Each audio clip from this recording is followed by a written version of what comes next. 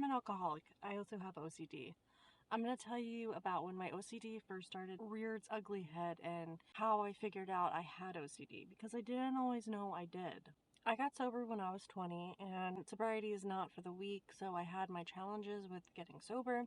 About like 2 to 3 years into my sobriety, like I've always done things. I've always been like really stressed out about appliances and like touching things and checking things, but I always thought that that was just like my quirk. I didn't correlate that with having OCD. I always said like, oh yeah, I have OCD, like I'm so clean. I was one of those people. Actually really did have freaking OCD. So when I was about 22, 23, first thought popped into my head. I was at my sister's baseball game and a thought popped into my head. It was an intrusive thought, and my next thought was, oh my god, normal people don't have these thoughts. I'm a terrible human being.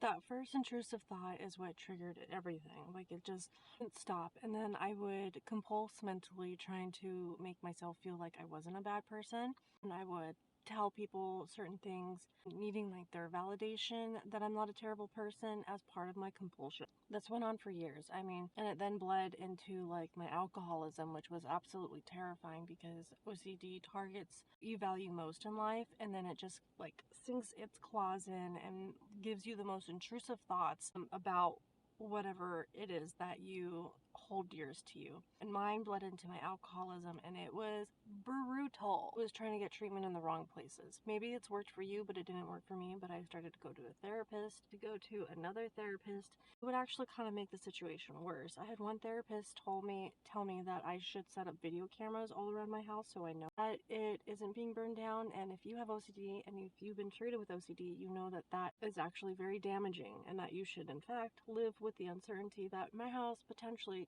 could be burning down. Very uncomfortable, but that's what has worked for me.